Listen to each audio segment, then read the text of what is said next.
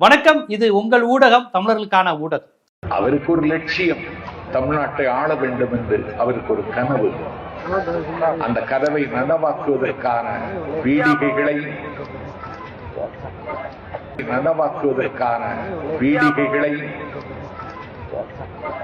இல்ல, நாஞ்சில் சம்பத் போனது அங்க ஒரு இமேஜ் தான். ஏன்னா பேசுறதுக்கே ஆள் கிடையாது. தெரியுமாடா, மதுரையில பாண்டிய மன்னன் அவையில கண்ணகி நீதி கேட்டப்பங்கிறப்ப ஒருத்தர் வந்து இடியாப்போம் அப்படின்றான்.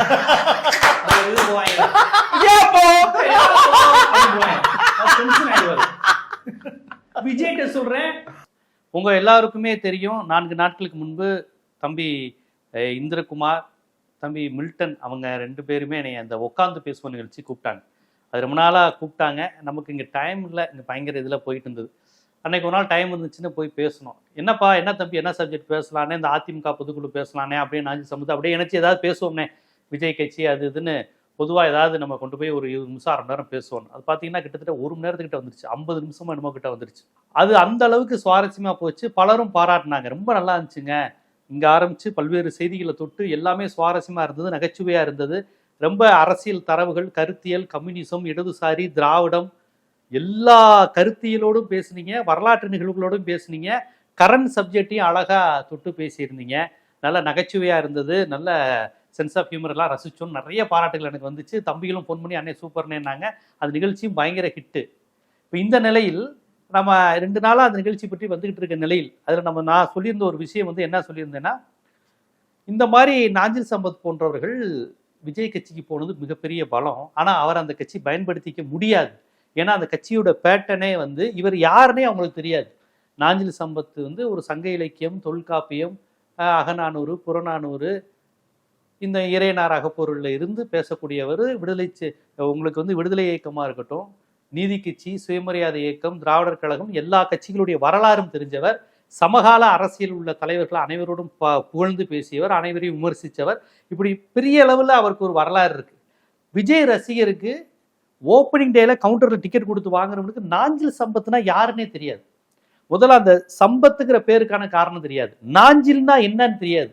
அது ஏன் நாஞ்சில்னு வருது, நாஞ்சிலுங்கிறது உங்க அப்பா பேரா தாத்தா பேரான்னு கேட்பாங்க. ஸோ நாஞ்சிலுக்கான அடையாளம் என்ன, சம்பத்துக்கான அடையாளம் என்னன்னு கூட தெரியாத அளவுக்கு தான் அந்த ரசிகர்கள் இருக்கிறாங்க. அந்த கூட்டத்திடம் போய் இவர் எப்படி பேசுவார்? இப்போ ஜெயலலிதா அவர்களை தலைவராக ஏற்றுக்கொண்ட அதிமுகவில் இவரால் பேச முடியும், திமுகவில் பேசியிருக்காரு, பேச முடியும், வைகோட்டை பேச முடியும். அங்கெல்லாம் ரோம மன்னர்கள் ஆரம்பிச்சு இவர் ராமநாதபுரம் சமஸ்தானம் வரையும் உள்ள அரசாட்சி முறைகள் குறித்து பேச சொன்னால் 1/2 மணி நேரம் 1 மணி நேரம் பேசக்கூடியவர் நாஞ்சில் சம்பத். ஈழத்தில் தொடங்கி உங்களுக்கு தமிழர் வாழ்கின்ற கங்கை கொண்டான் கடாராம் கொண்ட வரை தமிழர்களுடைய நிலப்பரப்பு குறித்து பேச சொன்னால் பேசக்கூடியவர். அப்பேற்பட்டவரை போய் இடியாப்போ விற்கக்கூடிய இடத்துல போய் இப்படி வித்துட்டாங்களே, இடியாப்போ விற்கக்கூடிய இடத்துல போய் அவர் இருக்கிறாரேன்னு நான் ரொம்ப மனவேதனைப்பட்டு தான் அதை சொன்னேன். ஆனால் அவர் வந்து இப்படி போய் மாட்டிக்கலாமா, தாவைக்கால போய் சிக்கிக்கிட்டாரே அப்படின்னு நான் சொன்னேன். இந்த மாதிரி அந்த பசங்க எல்லாம் ஒரு சுறா படத்தை பார்த்து சிலாயிக்கிற அளவுக்கு தான் அவங்களுடைய சினிமா புரிதலும் அரசியல் புரிதலும் உண்டு. சுறா படத்தை பார்த்து கைத்தட்டுற இளைஞர்களும் நாளை தீர்ப்பு படத்தை பார்த்து சூப்பர்னு சொல்லக்கூடிய அளவுக்கு ரசிக ஒரு வறட்சி உள்ள ஒரு கூட்டத்திடம் போய் ஒரு இலக்கியம், அரசியல், ரோமாபுரி, அலெக்சாண்டர்னு பேசக்கூடிய ஒரு நபர் மாட்டிக்கிட்டாருன்னு ரொம்ப ஆதங்கத்தோட சொன்னேன். நான் என்ன சொன்னேனோ அது 2 நாள்ல நடந்துருச்சு. நான் ஒரு 3 நாளைக்கு முன்னாடி பதிவு செஞ்சேன் இது மாதிரி நடக்க போகுதுன்னு. அது ஒரு 2 நாள்ல நடந்துருச்சு. அதாவது அந்த வீடியோ கிளிப் நீங்க பார்த்துருப்பீங்க. அதாவது அவர் பேசிக்கிட்டு இருக்கிறாரு, பேசிக்கிட்டு இருக்கும் போதே அங்கிருந்து இவங்க எடிட் பண்ண குரலா என்னன்னு தெரியல, இடியாப்பம் அப்படின்னு போடுறாங்க. கரெக்டா அதே டிஸ்டர்பன்ஸ். நான் சொன்ன இடியாப்பங்கிறது அர்த்தம் என்னன்னா, அவர் பேசிக்கிட்டு இருக்கிறது புரியாம கத்துவாங்க, அவர் என்ன பேசுன்னு தெரியாம கத்திக்கிட்டு இருப்பாங்க. இளைய தளபதி விஜய் வாழ்கன்னு கத்திக்கிட்டு இருப்பாங்க. இவர் ஏதாவது முக்கியமான அரசியல் தரவுகள் பேசிக்கிட்டு இருப்பார். பாடு பிளாக், முத்துராமலிங்கத்தர், 52ல் அருப்புக்கோட்டை இடைத்தேர்தல் பேசிக்கிட்டு இருக்கும்போது அவ இளைய தளபதி விஜய் வாழ்க அப்படின்னு கத்திக்கிட்டு இருப்பான், ஜனநாயகன் அப்படின்னு கத்திக்கிட்டு இருப்பான். இவர் வந்து ஒரு சீரியஸான பேச்சாளர். பேச்சை வந்து மிகுந்த ஒரு தொழில்முறை நேர்த்தியுடன் செய்யக்கூடிய பேச்சாளர்களின் ரொம்ப முக்கியமான ஒரு நாஞ்சில் சம்பத். நீங்க அவர்கிட்ட ஒரு சப்ஜெக்ட் கொடுத்தீங்கன்னா சப்ஜெக்ட் ஆழ நீள அகலங்களை கண்டுணர்ந்து ஒரு கீழடி அகழாய்வு மாதிரி செஞ்சு அதை குறுக்கு விட்டு தோற்றத்தை அப்படியே பேசுவார். அவரால் பெரியார் யார், பெரியாரும் தனித்தமிழ்நாடுன்னா அப்படியே பேசுவார். டக்குன்னு போய் திருமுருகாற்றுப்படையில் முருகன் கேட்டிங்கன்னா அதை அப்படியே பேசுவார். என்ன சப்ஜெக்டோ அதை உள்வாங்கி பேசக்கூடியவர். அப்படி பேசக்கூடிய ஒருவருக்கு என்ன மாதிரி ஆட்கள்கிட்ட போய் உட்கார, ஒரு பேச்சாளனுக்கு பார்வையாளர்கள் முக்கியம். அவன் இடியா போ அப்படி கத்திக்கிட்டு இருக்கிற நபர்கிட்ட போய் உட்கார வச்சிங்கன்னா அந்த பேச்சுக்கு மரியாதை இல்லை, இவருக்கும் மரியாதை இல்லை. இதைத்தான் நான் சொன்னேன். நான் என்ன சொன்னேன்னா, பாண்டிய மன்னன் அரசவையிலே மன்னா நீயா மன்னன் அப்படி கேட்டு ஒரு அறச்சீற்றத்துடன் இங்கே பார் அப்படின்னு சிலம்பை தூக்கி கண்ணகி பேசுகிற வசனத்தை பேசி கொண்டு இருக்கும் போது இவன் இடியாப்போன் அப்படின்னு வித்துருவான் அப்படின்னு நான் சொன்னேன். அது பயங்கர ட்ரெண்ட் ஆச்சு, ட்விட்டர் எல்லாத்துலேயும் அது போட்டாங்க. இன்னைக்கு அதே மாதிரி அவர் வேற ஒன்றும் இல்லை, இத்தனைக்கும் சொல்ல போனால் அவருடைய அறிவையும் பேச்சு திறமையும் காட்டுகிற அளவுக்கு அவர் பெரிய செய்திகள்லாம் சொல்லலை. விஜய்க்கு முதலமைச்சராக ஆசை இருக்கு அப்படிங்கிறத அவருக்கே உரிய பேச்சு பாணியில் உடல் மொழியில் அவருக்கு ஒரு கனவு இருக்கிறது, இந்த நாட்டை ஆள வேண்டும் என்று அப்படிங்கிற மாதிரி அவர் ஆரம்பிக்கிறாரு. எவனோ கத்திட்டான். அவர் திருநாடி திரும்பி பார்த்து என்ன அப்படின்னு. ஏன்னா இந்த கூட்டத்துக்கு மேடை பேச்சுனா என்னன்னு தெரியாது. மேடை பேச்சுனா என்ன, மைக்ல பேசுறதுனா என்ன, துண்டு போட்டவங்கன்னா யாரு, கரவேட்டினா என்ன, அரசியல் மாண்பு, மேடை நாகரிகம், அவை மாண்புகள், இது எதுவுமே தெரியாத ஒரு கூட்டம். அதைத்தானே அவங்களுடைய கூட்டங்களை பார்க்குறோம். மற்ற மீட்டிங்க்கும் அவங்க மீட்டிங்கும் உள்ள வித்தியாசம் தெரியல. யாராவது போலீஸ் திட்டிடுறாங்க, இல்லாட்டி 41 பேர் நெரிசலில் இறந்து போயிடுறாங்க. அந்த கூட்டம் நடக்கும் போதெல்லாம் பாருங்க, எவனா காரு வந்து உடஞ்சிருது, யாரா ட்ரெயின்லேருந்து குதிச்சு செத்து போயிடுறாங்க. இது எல்லாம் வந்து ஒரு கட்சி மீட்டிங் நடத்தும் போதெல்லாம் இந்த மாதிரி காமெடிகள், கொடூரங்கள், அவலங்கள், அபத்தங்கள் நடந்துகிட்டே இருக்கு. இதுவரை எந்த கட்சிக்கும் இந்த மாதிரி நடந்தது கிடையாது. அதையெல்லாம் வச்சுதான் சொன்னேன், இப்பேற்பட்ட பேச்சாளர் போய் இங்க போய் மாட்டலாமா? ஏன்னா செங்கோட்டையனாவது பேச்சாளர் கிடையாது, அவர் ஒன்றும் சம்பத் மாதிரியான பேச்சாளர் கிடையாது. அவர் ஒரு மாதிரி வேற ஏதாவது தப்பிச்சிருவாரு, அப்படி இப்படின்ட்டு தம்பி போய் போஸ்ட் விட்டுப்பா, அது பண்ணுப்பா, அந்த வேலையை பாருப்பான்னு சொல்லி அவங்க கிட்ட தப்பிச்சுக்குவாரு.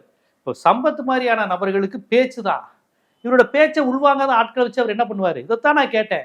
அதே மாதிரி இன்னைக்கு அவர் பேசிக்கிட்டு இருக்கும்போது யாரோ ஒருத்தர் இடியாப்பம் ஊத்துருக்கான்.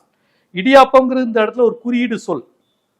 பேசிக்கிட்டு இருக்கும்போதே ஒருத்தரை அவமானப்படுத்துவது, இல்லாட்டி பேச்ச முடி அப்படிங்கிறதுக்கு இந்த மாதிரி ஏதாவது சொல்றது, ஊஹூ அப்படிங்கிறது, இந்த மாதிரிலாம் கத்துவாங்க. நீங்க கல்லூரிகள்ல பாருங்க, சில பசங்க செமினாரு கருத்தரங்களை உட்கார வச்சிருவாங்க. கொஞ்சம் நல்லா கவனிக்கிற பசங்க முன்னாடி உட்காந்துருப்பாங்க, பின்னாடி உட்காந்துட்டு இந்த பொம்பளை பிள்ளையில இருக்கணுங்கிறதுக்காண்டி, அதுக்கு அட்ராக்ட் பண்ணுங்கிறதுக்காண்டி ஏதாவது கிண்டல் அடிக்கிறது, பிடிச்ச பிள்ளை பேரை சொல்லி கத்துறது, பின்னாடி உட்காந்துக்குவாங்க. ஏன்னா வாத்தியாரெல்லாம் முன்னாடி இருப்பாங்க.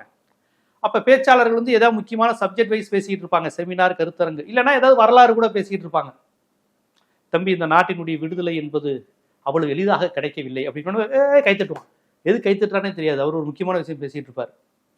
இன்னும் சொல்ல போனா பயங்கரமா கலாய்ப்பாங்க காலேஜ் பசங்க. பேசி முடிப்பாரு, சார் நீங்க பேசினதுலேயே கடைசி 3 வார்த்தை சூப்பரா இருந்துச்சுங்க. என்ன வார்த்தை? இத்துடன் என் உரையை முடித்துக் கொள்கிறேன் அப்படின்னு நீங்க சொன்னீங்க பாருங்க. அப்ப அவ்வளவு ஆனந்தமா இருந்துச்சு சார். இப்படியே வந்து நேரில் வந்து கலாய்க்கிறது, கிண்டல் பண்றது, பேசிட்டு இருக்கும்போது பேப்பரை தூக்கி எறிகிறது, இப்படி செய்பவர்கள் இருப்பாங்க. ஏன்னா அவனுக்கு கேட்கிற தன்மை கிடையாது. ஒருத்தவங்க பேசி கேட்கறது, அரசியலோ சமூக அறிவியலோ சயின்ஸோ கெமிஸ்ட்ரியோ மேக்ஸோ, எதை பற்றி ஒரு சப்ஜெக்டை ஒருத்தர் ப்ரெசென்ட் பண்ணும்போது கேட்கிற பொறுமைங்கிறது ஒரு மிகப்பெரிய பண்பு. அப்படி ஒரு கான்செப்ட் உடையவர்கள் கிடையாது.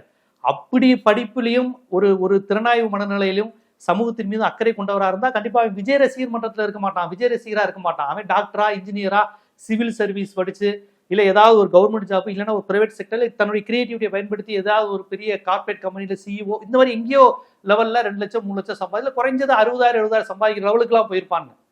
இதுக்குமே லாய்க்கு இல்லாதவர்கள் தான் சினிமா ரசிகர் மன்றம், ஜாதி சங்கன்னு போவாங்க. அங்கே போயிட்டு ஏன்னா எந்த நிறுவனத்திலையும் அவனால் வேலை பார்க்க முடியாது, யார்ட்டையும் கட்டுப்பட்டு வேலை பார்க்க முடியாது, எல்லா இடத்துலையும் போய் இடியாப்பம் தான் வந்துட்டு இருப்பான். ஸோ அவர் ஆஃபீஸ் மேனேஜருக்கு ஒழுங்காக வேலை பார்க்க தெரியாது, ஒழுங்காக டயத்துக்கு வரமாட்டேன். இந்த மாதிரி கேட்டகரி தான் அங்கே ரசிகர் மன்றமாக வந்திருக்கு. அந்த ரசிகர் மன்ற கூட்டத்திட்ட போய் இவர் பேசினார்னா அவன் இடியாப்பம் தான் விற்பான். அது நடந்துருச்சே, நான் சொல்லி 3 நாள் அது நடந்துருச்சு. இதைத்தான் நான் சொன்னேன். நான் வந்து இதை வந்து ஒரு விளையாட்டாக சொன்னாலுமே மனசுக்குள்ள வேதனையாக சொன்னேன். இப்படி ஒரு நல்ல பேச்சாளர் இப்படி அவமானப்பட போறாருன்னு நான் சொல்லி 1 மாசம் இல்லை, 3 நாள்ல இதே அவமானம் நடந்துருச்சு. இனி போக போக என்ன நடக்க போகுதோ அப்படின்னு நினைக்கும் போது தான் எனக்கு மனசு வருத்தமா இருக்கு. ஏனென்றால் மறுமலர்ச்சி திராவிட கழக மேடையில் ஈழத்தமிழர்களுடைய வலியை, வேதனையை, உணர்வை தன் பேசி பலரை அள வைத்தவர். ராமநாதபுரம் மக்களிடம் சென்று தென் மாவட்டத்திற்கான அரசியலை பேசி எழுச்சி பெற வைத்தவர். சுதந்திர போரில் நம் தமிழர்களுடைய பங்குகளை அவ்வளவு ஆவேசமாக பேசி, வீரம்னா என்ன அப்படின்னு தெரியாத ஒருத்தருக்கு கூட ஒரு எழுச்சியை உண்டாக்கக்கூடிய அளவுக்கான பேச்சு. பட்டுக்கோட்டை அழகிரி அவர் பேசுவாராம், அப்படி நெஞ்சிலிருந்து எடிச்சு அடி வைத்து பேசும்போது ரத்தம் வந்து விழுமா வாயில, அப்படியே துண்ட உள்ள ரத்தத்தை தொடச்சிக்கிட்டு நம் தமிழ்நாடு வடவர் பகை முடிப்போம் அப்படின்னு பேசும்போது தொண்டை, நெஞ்சு, சளி எல்லாம் சேர்த்து ரத்தமா வரும். ரத்தத்தை தொடச்சிட்டு பேசுவாராம். இதெல்லாம் நாஞ்சில் சம்பத் சொன்னது. ஓமாந்தூர் ராமசாமி அவர்களுடைய பேச்சு திறமையை, அவருடைய ஆட்சியில் எந்த அளவுக்கு நிர்வாகம் நேர்மையாக இருந்தது என்பதற்கு ஒரு கதையை சொல்லுவார், ஒரு நிஜத்தில் நடந்த ஒரு சம்பவத்தை. இந்த மாதிரியான சம்பவங்களை இந்த மாதிரி பேச்சாளர்கள் பேசும்போது அதை கேட்பவர்களுக்கு மத்தியில் அந்த தலைவர்களும் அந்த சிந்தனையும் பதியும். பேச்சாளர்களின் பங்கு ஒரு நாட்டில் சாதாரணமானதல்ல. அதுவும் திராவிட இயக்கத்தில் பேச்சாளர்களுடைய பங்கு சமூக மாற்றத்தில் எவ்வளவோ பேரை பேச்சாளர் பேச்சின் மீது காதல் படிக்க வச்சுச்சு, வாசிக்க வச்சுச்சு, எழுத வச்சுச்சு. தான் ஒரு எழுத்தாளர், நான் ஒரு பத்திரிகையாளர், நான் ஒரு கல்லூரி பருவத்தில் ஒரு கைப்பத்திரிகை நடத்தி வருகிறேன், இப்படியெல்லாம் பலரை உருவாக்குச்சு. அந்த கேட்டகரியில தான் நாஞ்சில் சம்பத்து வருவார். அப்பேற்பட்டவர் தாவேக்கா மாதிரி ஒரு ரசிகர் மன்ற கூட்டத்தில் போய் நின்றுக்கிட்டு அவங்க விற்கிற இடியாப்போ விற்கிறாண்டா அப்படின்னு அவரை புலம்பு விட்டுட்டாங்களே, புலம்புவாரே அப்படின்னு நான் சொன்னேன். அதே மாதிரி அவரை புலம்பு விட்டாங்க. அது மட்டும் அவர் ரொம்ப கோபக்காரர். நாஞ்சில் சம்பத்தை எங்களுக்கெல்லாம் நல்லா தெரியும். இதை நாஞ்சில் சம்பத் அவர்களே பார்த்துக்கிட்டு இருந்தாலும் மறுக்க மாட்டார் நான் சொல்ற கருத்துக்களை. அவர் பயங்கரமான ஒரு கோபக்காரர். ஏன்னா என் தமிழுக்கும் என் பேச்சுக்கும் என்னை அவமானப்படுத்துற இடத்துல நான் எப்படி இருக்க முடியும்? நான் பேசும்போது அவன் இடியாப்பம் விற்கிறான்டா, நான் பேசும்போது அவன் ஏதோ இப்படி போட்டு விளையாண்டுக்கிட்டு இருக்கான்டா, நான் போட்டுக்கிட்டு இருக்கும்போது ஜனவரி பிப்ரவரி மார்ச்னு போட்டு விளையாண்டுக்கிட்டு இருக்காண்டாங்கிற அளவுக்கு அவரை புலம்பு விட்டுருவாங்களோ. அவருக்கு எப்படினாலும் இந்த கட்சியிலிருந்து வந்துருவார். அவரால் இந்த மாதிரி கட்சியில் இருக்க முடியாது. மறுமலர்ச்சி திராவிட முன்னேற்ற கழகம், திமுக, அதிமுக மாதிரி ஒரு ப்ராப்பரான பொலிட்டிக்கல் பார்ட்டியில இருந்த அவர் இந்த மாதிரி ரசிகர் மன்றங்களுடைய குழந்தைகளுடைய கட்சியில் அவரால் இருக்க முடியாது. இவருடைய முதிர்ச்சிக்கு இருக்க முடியாது. இவர் அங்க போவாரு. ஆனா ரொம்ப அவமானப்பட்டுறக்கூடாது. அவருக்கு ஒரு மாதிரி ரொம்ப இரிட்டேட்டிங் ஆயிடக்கூடாது. நம்ம எதிரிகளை கூட மன்னிச்சிருவோம். நம்மளை இரிட்டேட் பண்றான் பாருங்க, அவனை நம்மளால மன்னிக்கவே முடியாது. கிறுக்குத்தனமா பண்றது. இப்போ போகும்போது இந்த ஒருத்தர் சீட்ல உட்காரும் போது இது ஆணி வைப்பாங்கல்ல, இவங்கெல்லாம் பெரிய எதிரிகள் கிடையாது, அவ்வளவுதான் அறிவே. இப்ப நாஞ்சில் சம்பத்துக்கு அந்த மாதிரி தான். உட்காரும் போது இந்த ஆணி வைக்கிறது, சீட்டை எடுத்து விடுறது, சீட்டை எடுத்து விட்டு சிரிக்கிறது, இந்த மாதிரி கேட்டகரி ஆட்கள்கிட்ட போய் மாட்டிக்கிட்டாரு. அவங்கள்ட்ட போய் இவர் திராவிட நாடை பத்தி என்ன பேசுவார்? தனித்தமிழ்நாடு பெரியார் ஏன் கேட்டாருன்னு அவர் என்ன பேசுவார்? அவர் பேசுவார். இவங்களுக்கு ஏதாவது தெரியுமா? முல்லை பெரியாறு ஜான் பென்னிக்விக்கை பத்தி பேசினா 1 மணி நேரம் பேசுவாரு நாஞ்சில் சம்பத்து. இவருக்கு முல்லை பெரியார் என்னன்னு தெரியாது இவங்களுக்கு. லிங்கா படத்துல ரஜினி நடிச்ச கதையை அப்படியே சொல்றாரு பாரு அப்படிப்பாங்க. அவர் சீரியஸா பேசுவார். பென்னிக்விக் யார் தெரியுமா? தேனி, கம்பம், உத்தமபாளையம், முஸ்லம்பட்டி, ஆண்டிப்பட்டி, மதுரை என தெற்கு சீமையில் அப்படின்னு ஒரு பேசிட்டு இருப்பாரு. அவங்க சொல்லுவாங்க இது லிங்கா படத்துல ரஜினி படம் தானே, அதை அப்படியே மனப்பாடம் பண்ணி பேசுறாருன்னு பேசிக்கிட்டு இருப்பாங்க. ஸோ நாஞ்சில் சம்பத் அவர்களுக்கு என்ன நடந்து விடக்கூடாது என்று நான் வேதனையுடன் பகிர்ந்தேனோ அது அப்படியே நடந்துருச்சு. இப்போ தொடக்கத்திலேயே இடியாப்ப விற்க ஆரம்பிச்சிட்டாங்க. இனி என்னென்ன கொடுமைகள் நடக்குமோ நினைக்கும் ரொம்ப வருத்தமா இருக்கு. இதைத்தான் நான் கணித்து சொன்னேன். எனக்கு அவரை பற்றியும் தெரியும், அந்த கட்சியை பற்றியும் தெரியும். இது நடந்துடக்கூடாதுன்னு உட்காந்து பேசுவோம்ல நான் சொன்னேன். நான் சொன்னது சொல்லி 3ஆவது நாள் நடந்துருச்சு அப்படிங்கிறது என்ன சொல்றது, புரிஞ்சுக்கிட்டா சரி. இது என்ன, எப்படி ஒரு அரசியல் கட்சி, என்ன மாதிரியான அமைப்புங்கிறத புரிஞ்சு கொண்டால் சரி.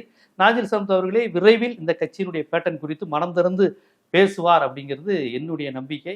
சொல்லுங்க, நான் சொன்ன விஷயம்லாம் நடந்துட்டு வருது, இதுவும் நடக்குங்கிறது தான் என்னுடைய கணிப்பார். இது போன்ற அரசியல், சமூகம், சினிமா, பொருளாதாரம் போன்ற பல்வேறு விழிப்புணர்வு காணொளிகள் உங்களை சேர்வதற்கு ஜீவா டுடே சேனலை சப்ஸ்கிரைப் பண்ணுங்க. ஆதரவு தான். நன்றி.